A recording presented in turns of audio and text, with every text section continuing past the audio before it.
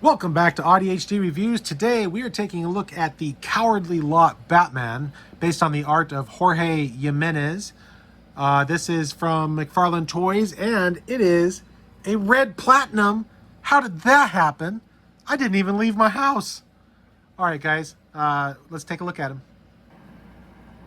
All right, so before we get into the figure, let's take a look at the package that he came in. It's your standard McFarlane packaging, except what is that? That is a red platinum sticker. Now, the way that it was described, at least the way that I understood it, was that red platinums were only going to be found in store. These were not going to be made available online. You had to get off your butt and you had to get into stores in order to find it. I got mine from GameStop, as are a lot of other people. So, did something change? Now, my thought is that with the line ending next year and McFarlane hearing complaints of people chasing down variants and stuff, I think they just kind of softened it because they're losing the license in 2026 anyway, so why make it difficult? That's my thought. I could be wrong. The new Cyborg Superman figure was supposed to be a red lantern. It was supposed to be a red platinum and is now no longer a red platinum. Anyway, so here is Multiverse. It says Batman. Here's the art of Jorge Jimenez. His art is, oh my God, his art is great. Go read Batman if you haven't been. His art is worth it alone. Here is his version of the Scarecrow. If you have the Future State Scarecrow that came out a year or two ago, he goes with this Batman. So there's that. There's words, barcodes, probably telling you not to put this stuff in your mouth. So don't do that. Here is the trading card based on the art of Jimenez, and it's the same picture as on the back of the box. Back. Here is the data file. You can feel free to pause that and read it if you'd like. He also comes with 2 extra hands. I just pulled one out of the package. It's our Wolverine hands, as they're being known. I've seen this come with a few Batmans now. He gets 1 for each hand, so that's pretty cool. This is just the one that I pulled out.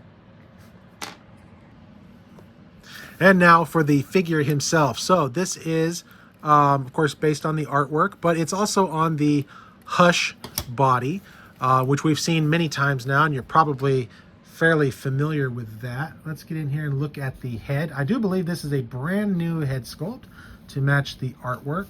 So that's pretty cool. Batman is grimacing. Let me know down below. I don't do questions of the day, but let's have a question of the day.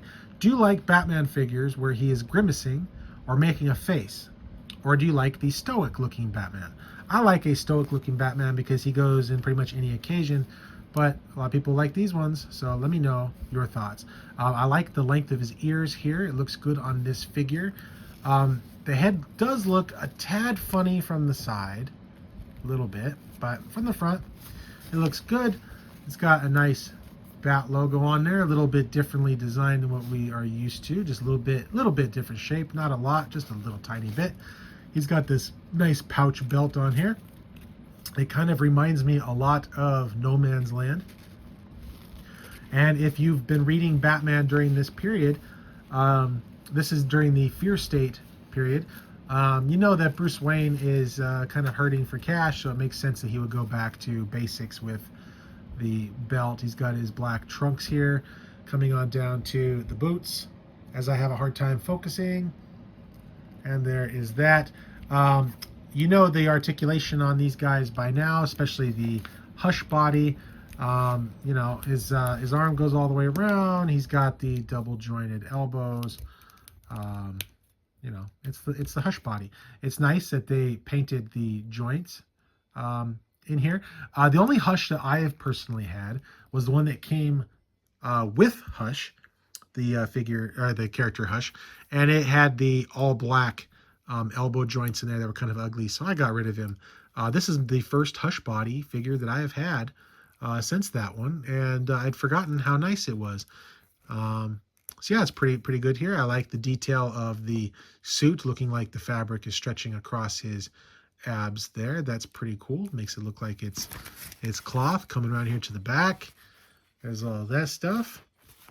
The neat thing about this is he does have a wired cape, And that is pretty cool. I love the wires that they put in these capes because they're very strong. You can do a lot of stuff with them. I'm not always a big fan of the material. I wish they could find a good middle ground between what they use for Superman and then what they use for Batman, because the Superman ones, I really like the material there. But anyway, cloth cape. I will never complain about a cloth cape. It's funny how time makes a person come around on things, because when McFarlane started, I was in love with the plastic capes, and I thought to myself, never again do I want to see a cloth cape. They look so cheap and chintzy. And then, you know, you can just, I mean, you put them on a rooftop, the wind's blowing. It's great. So anyway, that is Batman. Let's go ahead and trade out his hand here. Just show those at home who maybe have not seen this. You just pull that off. If you experience any resistance whatsoever, hit it with a blow dryer. Warm it up a little bit, or put them in some warm water. I like to use a blow dryer myself. And just loosen that up, because the last thing you want to do is break that peg in there. If you break that peg, you're not putting any hands on. And then you're going to have Batman from the Failsafe story, right? Where he loses a hand. That was fun. Remember when comics were fun? I do, but I'm old. All right, so anyway, here he is with his Wolverine claw. Just goes on there. And he does have two of them. The other one is still in the package. I haven't pulled it out. So that is that. Now for a very quick size comparison, here he is with the Batman Forever Batman, also from McFarlane. You can see that Hush is taller.